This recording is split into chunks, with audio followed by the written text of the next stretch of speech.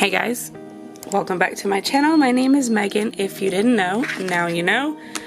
Betty Cora, have you heard of them? They reached out to me and wanted to send me their nail system to try out and make a review for you guys. I got to pick out 2 tip sets and 3 products.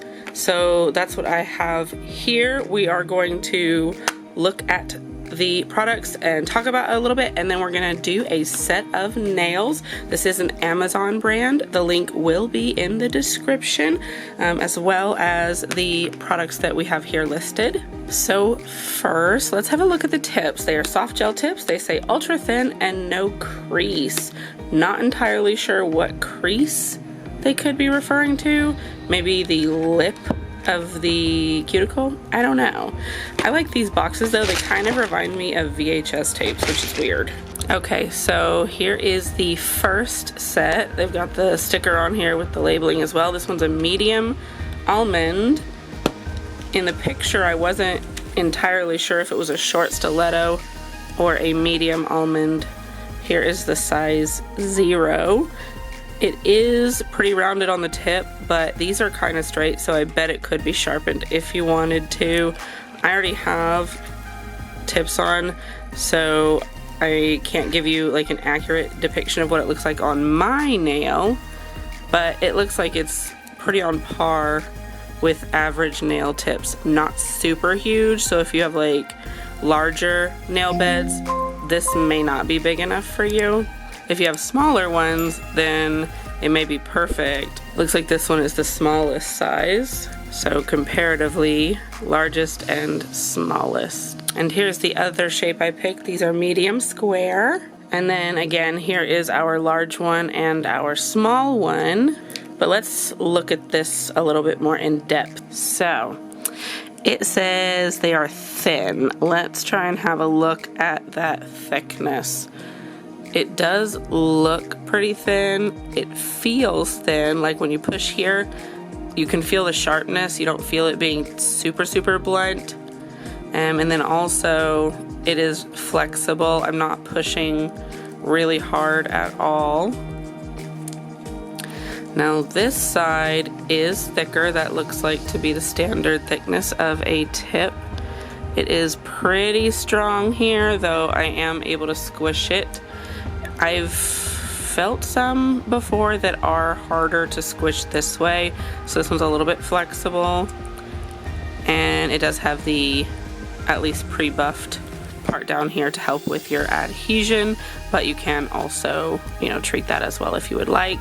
This one seems to be pretty equal in thumb size as that other one, which I would kind of hope so. With them being the same brand, they should be consistent. And then let's also check out these products. Okay, so here's what was in the boxes. I did put on gloves to protect my skin while working with gel. I would recommend you do the same. Gel allergies are on the rise. We've got 2 gel polishes and an 8-in-1 nail glue. This is the one that I'm super curious about. Alright, so let's see here. It says this can be used as a base coat, a nail glue gel, slip solution, nail strengthener, nail builder gel, rhinestone adhesive, blooming gel, and for color mixing. It says use only on nails, keep tightly sealed, the usual. But it doesn't tell us anything about it. And then referring back to the box, it has a label, but it doesn't have any other information. I would definitely check their Amazon listing to find out more about ingredients, but until you do know what the ingredients are, just assume this is not hypoallergenic and be careful. Let's look at the consistency. Okay, so it is thick. I can feel resistance when I'm pulling it out of here, so it's certainly not just a base coat. Base coat is much thinner than this. This is more like a builder gel, which would make sense since that's what it can be used as. And we are going to use it for all of the things we can today. It's going to be the base coat, it's going to be the builder gel, it's going to be the rhinestone glue, it's going to be all of the things except the top coat, because it is not top coat. And I imagine it's going to have a tacky layer if it's doing all these other jobs. And then let's look at the polishes. We got number 6 and number 1. It is a nude color and a white. On the back of these, they just have simple instructions: file and clean your nails, apply your thin layer of base coat and cure, apply gel polish and cure, repeat and apply 1 to 2 layers and cure, apply top coat and cure. It does not say how long the recommended cure time is. And of course the box doesn't either, so this is probably something you also want to follow up online, but I'm just going to do 60 seconds to be on the safe side. Alright, so when I pull this one out, it's much thinner. It doesn't have that resistance. It is more like a gel polish in consistency, and it's a sheer. I like these types of shears for doing a more natural look of nail, which is also why I picked out these colors, so that we could do a bit of a like fancy French. And then this one, the bottle is the same. Oh, and they are 12 milliliters. I do like this packaging though. It's super pretty. I like the black background, and then I like that it's got the hollow detailing. And consistency wise, this one is the same as the other. It's a bit of a peachy nude. They had some pinks, but I went for the most peach one because that one reminds me the most of a natural skin tone. Okay, so this is what I've got, and this is what we're going to use today. To the best of our ability, we're not going to add a whole lot else. We just want to focus on this brand here. Again, link in the description. Do check them out. They have a lot of other stuff. They've got one of those tubes of rhinestone glue. They have a bunch of different polishes, and they have other shapes of tips and sizes and lengths and all that good stuff. Let's get into some nails though. All right, so we have our hand model. So repeat guest, glad to have you guest. Let's go in with the 8-in-1 nail glue and put down some base coat. We are not going to prep her nails for long wear because she is not wearing them for a long time because it interferes with her day life. With this being as thick as it is, definitely want to wipe the excess off on the bottle neck so you don't get too much. I did push back her cuticles though, but you want to be careful not to touch the skin if you can help it at all. So go as slow as you need to so that you can be careful and get it exactly where you want it, nowhere else. Alright, now that we've got these fingers done, we're going to stick them in the lamp for 60 seconds and then we'll do the thumb. Alright, so we've got our hand cured and we got the thumb done too. Now it's time to pick out some nail sizes. We're going to go in with the square. Alright, so let's check. What a good guess. That one fits really perfect. Make sure you're checking sidewall to sidewall. It's the sidewalls at the tip that are the most important. If the cuticle's too wide, that's okay because you can file it to shape it correctly, but you don't want to have gaps in this part. Looks like that one is a 5. All right, let's try this size 3 here. It's also another great guess. It fits sidewall to sidewall all the way to the end. Very good. Now the cuticles, I can say, are a bit different on the shape, but when you push them back, then they'll shape around it, and so that's okay. Let's check this one as well, see if it's the same. I think this one actually could go down 1. We'll try it. Okay, let's see if this 4 is going to be a better fit over here. Fitting real good on that side. Yeah, this side's... I think that is mostly good. See, there is a little bit of a gap right there, so maybe we should just go ahead with the bigger one. Yeah, we're gonna go ahead with the bigger one. All right, now we need one for the pinky. Let's try this size 7. That side looks good. That side looks good. All right, we have perfect fits. Let me bring y'all in a little bit so that you can check out this application. So we don't want to put too much in here or it's gonna squish everywhere, so wipe your brush off a lot. If you have really flat nail beds and then you have a tip that's pretty high, you may need more to fill in, but for the most part you shouldn't need much. I like to just paint the inside. That way it's nice and covered, and then if you need a little bit of extra you can put it here, but don't put a lot, again, because it's going to squish out and you don't really want it to be going all down here, because any extra that floods off the end is just going to wrap around and be all right here. So we've got a little bit.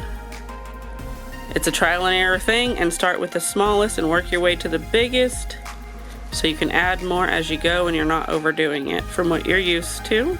Okay, so here's what we have. We've got our tip, and then you want to take this and put it in and then lay it down. So that's what we're gonna do.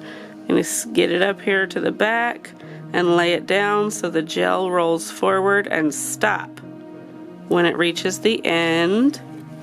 And then flash cure. My finger is covering a little of this, but I will get to that in a minute. I just need to be able to hold this tip while I hold this flash curing lamp, since I did not get out the handless one. This is what we gotta do. All right, and then I'm gonna lift up, and I'm gonna push this part down as well. Try and prevent any air bubbles that may have tried to come up in the back. All right, so that is gonna hold for now. Of course, we'll do a long cure in the big lamp. It's like it glows. That's pretty neat.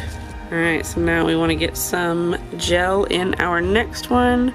Remember, you don't want too much. Wipe your excess off, and then you can put a little extra if you feel like you need it, but not too much. Stabilize with your other finger if you need to. Slide it back and roll it forward just to the end.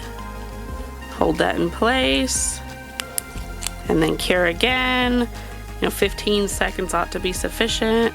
All right, and then so I'm gonna just real quickly do the rest of these. We don't need to walk you through it. You've seen it twice now.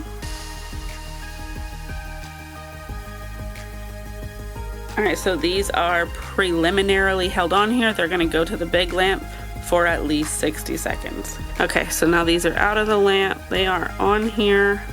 Good. Yeah. All right, so we're gonna give them a little bit of filing to get these little knobs off the end that came from the factory machine thing, and then we're gonna buff them before we start our painting. All right, the shape is still good. We can always neaten it up later if we have to. I'm gonna use this buffing block just to take the shine off of these so that the gel will stick. All right, so those are buffed up, which is good.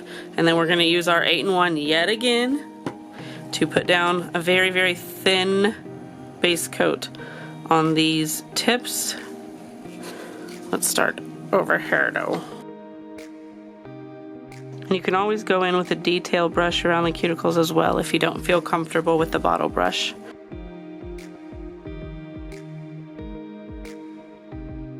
All right, and then we'll do another 60. All right, so we've got base coat on all of these. Now we're gonna go in with the gel polish. We're gonna do the number 6, the nude one. Make sure you're wiping your excess off on the bottle so you don't get too much. You can always pull more out if you need more, but you don't want to start with too much. All right, so let's look at it. It is going on very sheer. You can tell that there is a color, but it is super, super, super sheer. I think all of the polishes they currently have are this sheer formula, but they're darker, so you may be able to see them a little bit better. We're gonna do 2 coats though, because I would like a little bit of opacity. This one is what they call My Nails But Better sheer, so it looks like it's just your nails, but there's something else.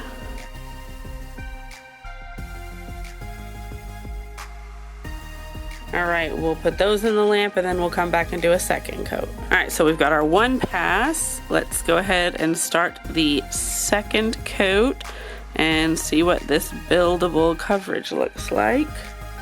Okay, yeah. So you can see that it is getting darker. It is still sheer and translucent though. I suppose you could put on as many layers as you want, but be mindful, the more layers you have, the thicker it gets. And if you don't mind thick polish, then I mean, do you.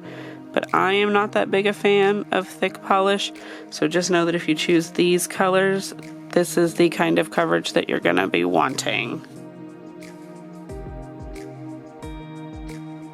Alright, and then we'll stick that back in the lamp for another 60. Okay, so there's our 2 coats of that. It is time to go in with our white, shade number 1. And I got some out on a palette as well, so we can do a little nail art. So what we're gonna do is we're going to try and create some pretty French lines.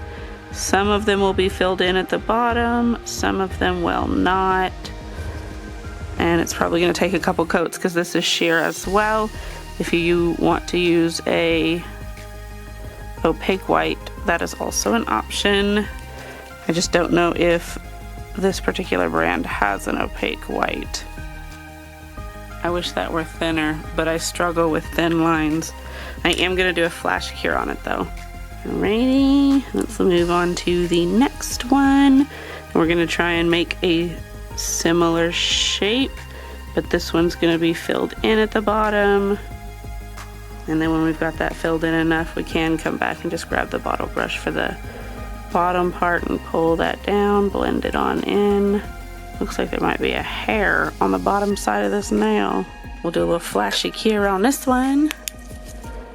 And then the next 2 are going to be very similar to these, so I'll just do them in speed mode.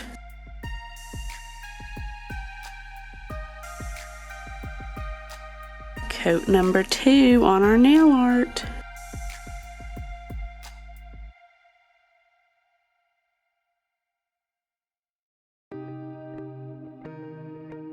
Alright, so we have that on there. I think I would have preferred this nail art with a more opaque one, but it is okay. What I'm going to do now is I'm going to go back with the 8-in-1 and cover all of this, and then we're going to buff it so that it's smooth, because where I've put the polish and where it isn't, it's different levels, and we want a smooth nail. This one we're going to do a little bit thicker so that it's more like a builder at this point, so it'll be up over that raised bit. Be careful about your edges. Remember to wipe off your excess on the bottle, and then turn the hand over, and then while it's upside down you can take your little flash curing lamp and do like this to get it started.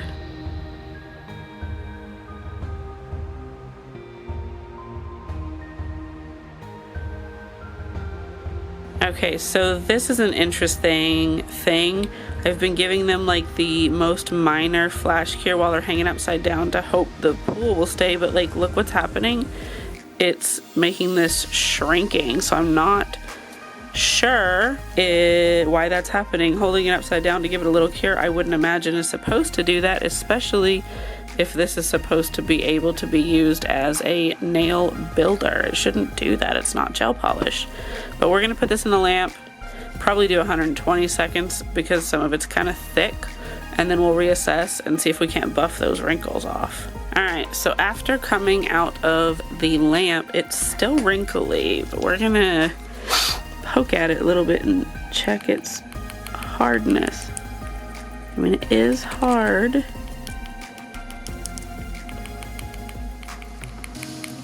So I mean, that's good, but I'm definitely gonna have to buff all these wrinkles off. And I still need to seal in the thumb. So I'll do the thumb and then I'll be right back and we'll buff this. Alright, so we did the thumb, but I held it upside down and then flipped it over before we started curing, and it didn't get the wrinkling. So my best guess is the reason that it wrinkled like that is because it was trying to pull with gravity as it was trying to cure, so it was tightening. Interesting that that happened, but this seems to be pretty solid itself. So we're just going to go through here and buff all of these to make sure that it is smooth and no high spots. And I'm going to do that really quick.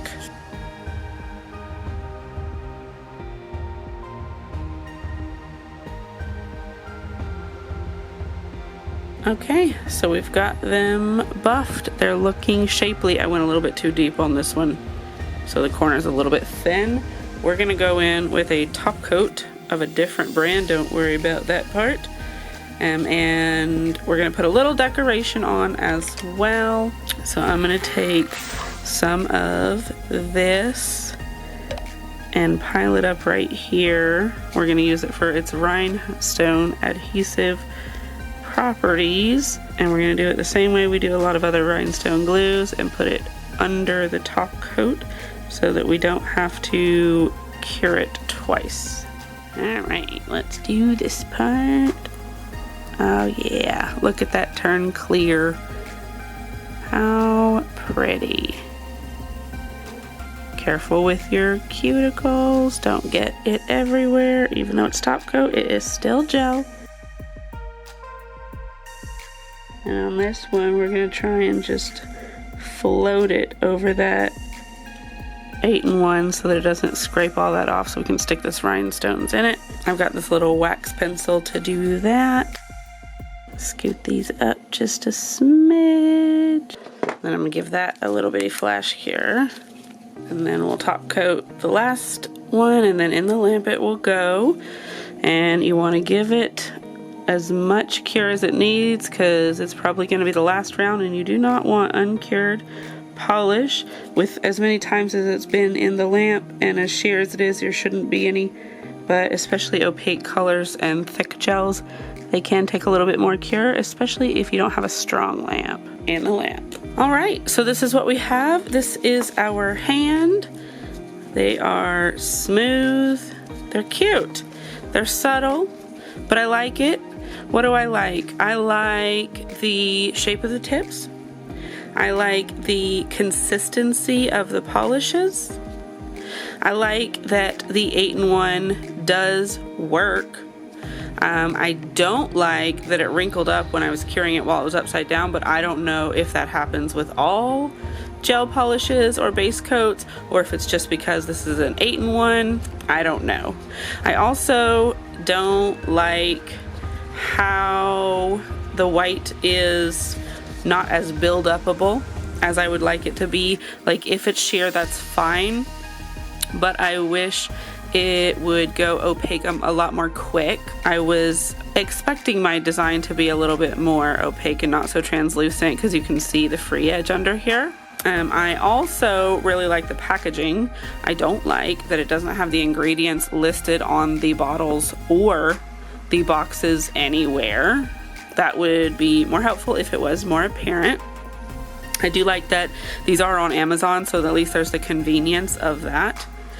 It seems to have held my little rhinestones really well as well. So should you get it? I'd say yeah, this is some good stuff, especially if you want to do shears. Like, that would be the target, I think, if you wanted to use this. You don't want to get this if you're trying to use it like paint, because that is not what this is. The tips are good though. I really like them. They do seem to be pretty consistent with the standard sizes out there though. So compare prices. If you can get these for a better deal, you might as well. But I'm gonna wrap it up here and let y'all get out of here. Thank you for being subscribed and your interaction, your comments, your likes. It all does help the algorithm, which helps me. Let me know if you've tried this brand before and if you have these products, and let me know if you know anything about them that I don't know. And I will see you in the next video. Goodbye.